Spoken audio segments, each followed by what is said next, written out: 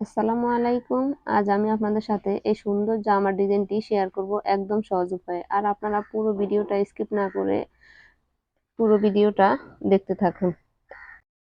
এক দেখাতে এই সুন্দর জামার ডিজাইনটি তৈরি করতে পারবেন। ভিডিওটি শুরু করার আগে আপনাদের কাছে একটি রিকোয়েস্ট থাকবে, যারা আমার চ্যানেলে নতুন তারা অবশ্যই আমার চ্যানেলটিকে এখনই সাবস্ক্রাইব করুন।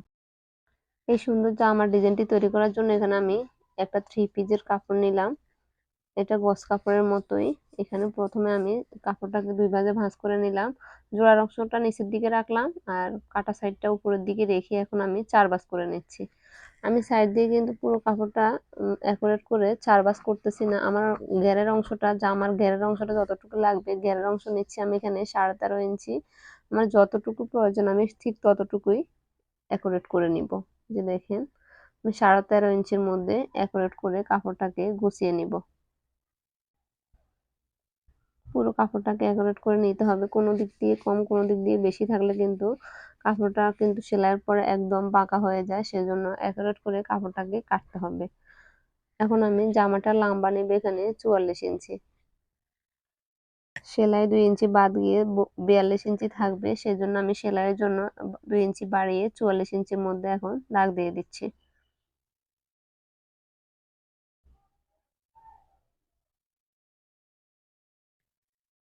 44 ইঞ্চির মধ্যে পুরোটাকে সুন্দর করে অ্যাকুরেট করে দাগ দিয়ে দিতে হবে।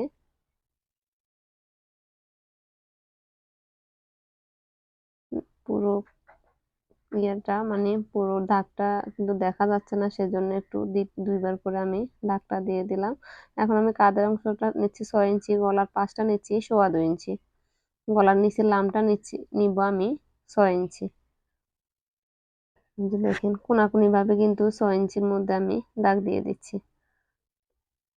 প্রথমে আমি পান গলাটা দিয়ে দিব। পান গলাটা দেওয়ার পরে কিন্তু কাটবো। এখন আমি মোহরার অংশটা নিচ্ছি 8.5 ইঞ্চি। যে দেখেন, অ্যাকুরেট করে কিন্তু গলার অংশের সাথে আমি অ্যাকুরেট করে নিচ্ছি।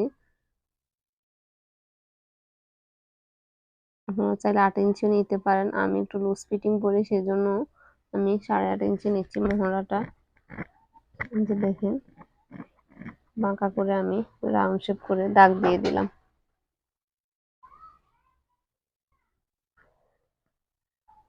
এখন আমি হিপের অংশ নিচ্ছি এখানে 11.5 ইঞ্চি। কোমরের অংশটা হবে আমার এখানে 4 নং 36 ইঞ্চি, তাহলে আমি 10.5 ইঞ্চি নিব। বডির অংশটাও সেম করে কিন্তু আমি 10.5 ইঞ্চি নিলাম। আমি 1.5 ইঞ্চি বাড়িয়ে নিচ্ছি, কারণ অনেক সময় সবারই জামার ক্ষেত্রে একটু বাড়তে হয় বা কমতে থাকলে কিন্তু কোনো সমস্যা নেই। বাড়তি কাপড় না থাকলে কিন্তু পরবর্তীতে যখন লুজ ফিটিং পরতে হয় তখন হয় কি যে একদম সমস্যা দেখা যায়।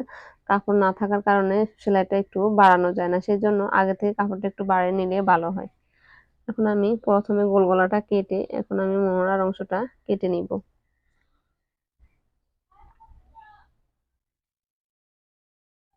যে দেখেন, মোহরার অংশটা কাটার পর এখন আমি হিপের অংশটা কেটে নিচ্ছি।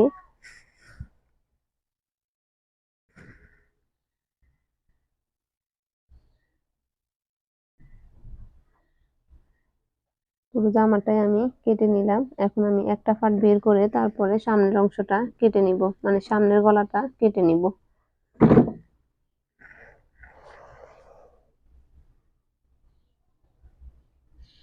এই যে দেখেন, গলাটাকে একারেট করে নিয়ে তারপরে সামনের গলাটা কেটে নিতে হবে।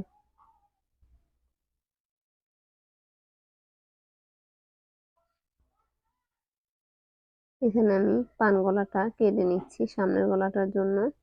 পিছনের গলাটা তো গোল গলা, সেটা তো দেখাচ্ছি। এখন আমি হাতাটা কেটে নিব। এখন আমি হাতার অংশটা কেটে নিচ্ছি। যতটুকু কাপড় সমান আছে ততটুকু আমি পুরোটা একারেট করে সমান করে কেটে নিলাম। এখন আমি হাতার লম্বা নিব এখানে 17 ইঞ্চি। এই যে দেখেন, 17 ইঞ্চির মধ্যে আমি দাগ দিয়ে দিচ্ছি। মোহরা দিয়ে একটু করে জয়েন্ট দিতে হবে কাপড়টা, না হলে কিন্তু মোহরাটা একট করে মিলবে না। এই কাপড়টা আমি মোহরার জন্য, জয়েন্টের জন্য এই কাপড়টা নিলাম। এই যে দেখেন, কারণ মোহরাটা রাউন্ড করে আসতে হবে, সেজন্য একটু কাপড় লাগবে, না হলে সেলাইয়ের ক্ষেত্রে গিয়ে অনেকটা টানাটানি হয়ে যায় আর সেলাইটাও সুন্দর হয় না, সেজন্য। এখন আমি গলার পট্টিটা সেলাই কেটে নিব। এই যে দেখেন, একটা পাট করে গলার পট্টিটা কাটতে হবে। এখন আমি সামনের গলাটা রেখে পান গলাটা করে কেটে নিচ্ছি। সাইড দিয়ে কিন্তু 1 ইঞ্চি বা 1.5 ইঞ্চি করে কাপড়টা রেখে কাটতে হবে। আমি পুরো বক্রমটাও কেটে ফেললাম। এখন চলে আসলাম সেলাইয়ে। এই যে দেখেন, পিছনের গলার সাথে এখন গোল গলাটা আমি মিলিয়ে নিয়ে সাইড দিয়ে সেলাই করে নেব। এরকম করে যে কাপড়টা বাড়তি থাকবে ওই কাপড়গুলাকে এরকম করে দিয়ে তারপরে সেলাই করে নিতে হবে। আমার সাইড দিয়ে 1/4 করে কাপড় রাখতে হবে, কারণ জামার সাথে অ্যাড করার জন্য 1/4 করে কাপড়ে রাখতে হয়। বেশি রাখলেও কিন্তু গলাটা অনেক বড় হয়ে যায়, সেদিকে খেয়াল রেখে কিন্তু এই গলাটা আমি কেটে নিচ্ছি। এখন আমি সামনের গলাটা সেলাই করে নিচ্ছি।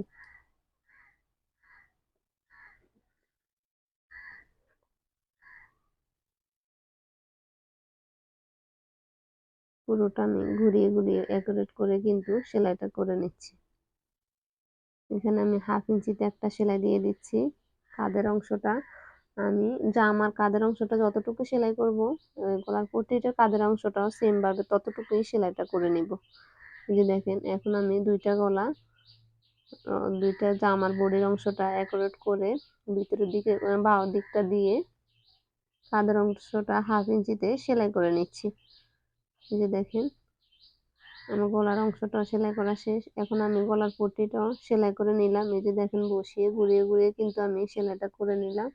এখন আমি রাউন্ড গুলাকে কেটে নিচ্ছি। যে গোল রাউন্ড শেপ গুলো আছে ওগুলা কেটে নিতে হবে। আপনাদের যদি বুঝতে অসুবিধা হয় অবশ্যই আমাকে কমেন্ট করে জানাবেন, তাহলে অবশ্যই আমি আপনাদের জন্য ফুল ভিডিওটা দেওয়ার চেষ্টা করব। এখন আমি গলার পট্টিটার মধ্যে একটা চাপ সেলাই দিয়ে দিচ্ছি। নিচের কাপড়গুলোকে আমি বাইরের দিকে রেখেই কিন্তু এই চাপ সেলাইটা দিয়ে দিচ্ছি।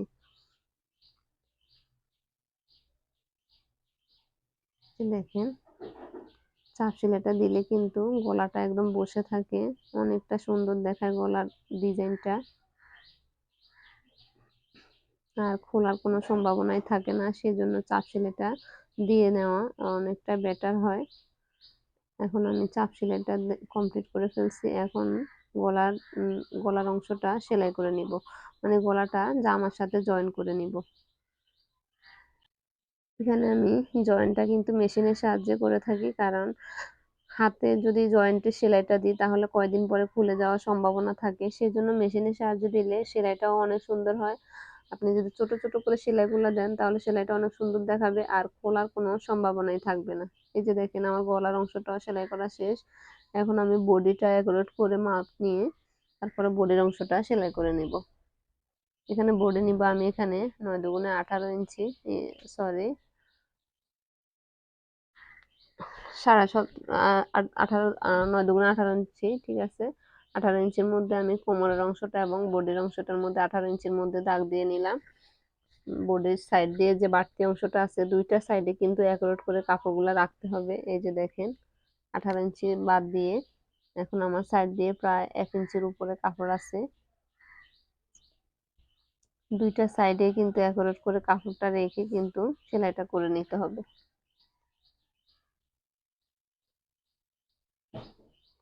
এখন আমি বডির অংশটা সেলাই করে নিচ্ছি। হিপ পর্যন্ত এসে হিপের মধ্যে এসে কিন্তু ব্যাক স্টিচ দিয়ে নিতে হবে, না হলে কিন্তু জামাটা কয়েকদিন পরে খুলে যাওয়ার সম্ভাবনা থাকবে। এখন আমি আরেকটা সেলাই দিয়ে দিব। বডির অংশটা কিন্তু দুইটা সেলাই দিয়ে দিতে হবে। পেটের অংশ এসে কিন্তু আমি আরো 1/2 ইঞ্চি ভিতরে ঢুকিয়ে সেলাইটা করে নিচ্ছি। এই যে দেখেন, দুইটা সেলাই করে করে দিচ্ছি আমি। বডির অংশ দুইটা সাইডে কিন্তু সেম ভাবে দুইটা সেলাই দিয়ে দিচ্ছি। এখন আমি সাইডের অংশটা, পাড়ার যে সাইডগুলো আছে নিচের সাইডগুলো, ওই সাইডগুলো আমি সেলাই করে নিচ্ছি। আমি কিন্তু একই সাথে কিন্তু দুইটা বটা দিয়েই কিন্তু সেলাইটা করে নিচ্ছি। অনেকে করে যে একটা মোটা দিয়ে প্রথমে একটা সেলাই দিয়ে পরে আরেকটা সেলাই দিয়ে এরকম করলে কিন্তু অনেকটা ঝামেলা মনে হয় আমার কাছে। আমার থেকে একসাথে দুইটা সেলাই দিলে অনেকটা সুন্দর দেখা, মানে দুইটা মোটা দিয়ে একইভাবে সেলাইটা দিয়ে দেওয়াই ভালো। এই যে দেখেন, এখন আমি সুইটা দাঁড় করিয়ে অপর সাইডে সেলাইটা নিয়ে আসবো।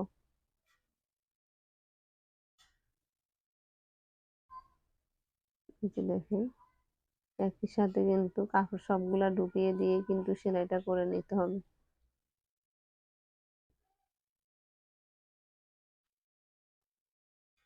পাড়ার দুইটা সাইডে কিন্তু সেম ভাবে সেলাই করে নিতে হবে।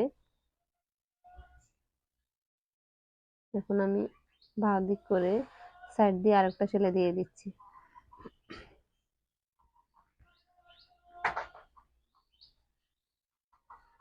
এখন সুইটাকে দাঁড় করে অপর সাইডে আমি সেলাইটা নিয়ে আসবো। এই যে দেখেন, আমার সাইডে সেলাইগুলো কতটা পারফেক্ট হয়েছে। আমার দুইটা সাইডে কিন্তু সেম ভাবে আমি সেলাইটা করে ফেললাম। এখন আমি নিচের বর্ডার গুলা সেলাই করে নিব। এখানেও আমি সেম ভাবে দুইটা বর্ডার দিয়ে একসাথে সেলাইটা করে নিচ্ছি। আপনারা চাইলে প্রথমে হাফ ইঞ্চিতে একটা বর্ডার দিয়ে সেলাইটা করে নিতে পারেন, পরে হাফ ইঞ্চিতে আরেকটা সেলাই দিয়ে দিতে পারেন। একসাথে কিন্তু সেলাইগুলো দিয়ে দিলে কিন্তু অনেকটা সুন্দর হয়, আর ঝামেলাও হয় না। না হলে সেলাই করতে অনেকটা দেরি হয়ে যায়। সেজন্য যতটা তাড়াতাড়ি করবেন ততটাই সেলাইটা সুন্দর হবে।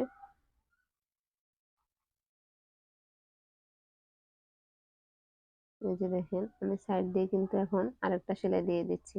আমি দুইটা পার্টের মধ্যে সেম ভাবে সেলাইটা করে নিব। এই যে দেখেন, এখন আমি অপর পার্টটাও সেম ভাবে সেলাইটা করে নিচ্ছি।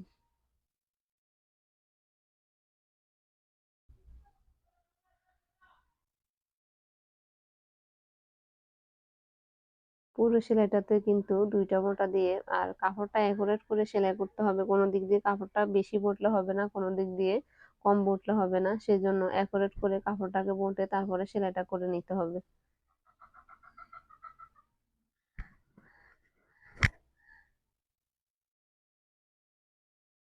এই যে দেখেন,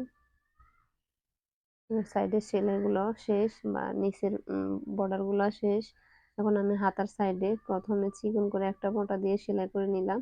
এখন আমি আরেকটা মোটা দিয়ে সেলাই করব। এটা হচ্ছে নর্মাল প্লাজো হাতগুলা, সেজন্য আমি চিকন বটা দিয়ে আর রাউন্ড শেপটা করে সেলাইটা করে নিচ্ছি। আপনারা চাইলে সোজাসুজি ভাবেও করে সেলাইটা করে নিতে পারেন।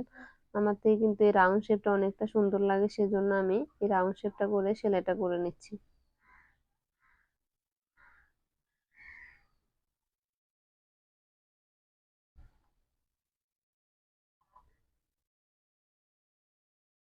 এখন আমি বাহুর দিকটা ভিতরের দিকে রেখে কিন্তু সাইড দিয়ে সেলাইটা করে নিব।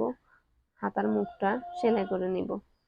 এখানে আমি যতটুকু কাপড় আছে ততটুকুতে সেলাইটা করে নিচ্ছি। এখানে 7.5 ইঞ্চি আছে আমার হাতার পাশ, হাতার মুখটা 7.5 ইঞ্চি আছে, সেজন্য আমি আর মেপে নিচ্ছি না।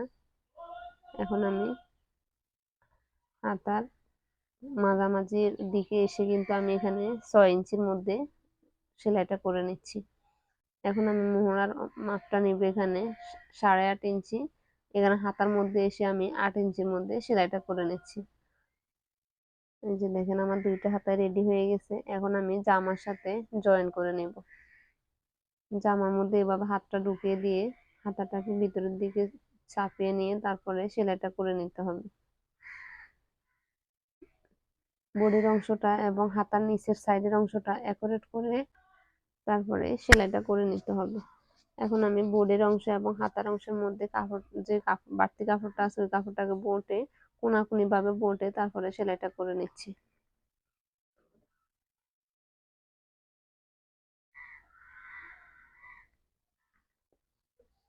এখানে আমি হাফ ইঞ্চিতে সেলাইটা করে নিচ্ছি। দুইটা হাতায় সেম ভাবে সেলাইটা করে নিব।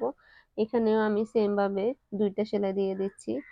দুইটা সেলাই দিলে সেলাইয়ের ক্ষেত্রে সেলাইটা অনেক মজবুত হয়, সেজন্য দুইটা সেলাই দেওয়াই কিন্তু বেটার। আমার একটা হাতা লাগানো শেষ। এই যে দেখেন কতটা সুন্দর লাগতেছে।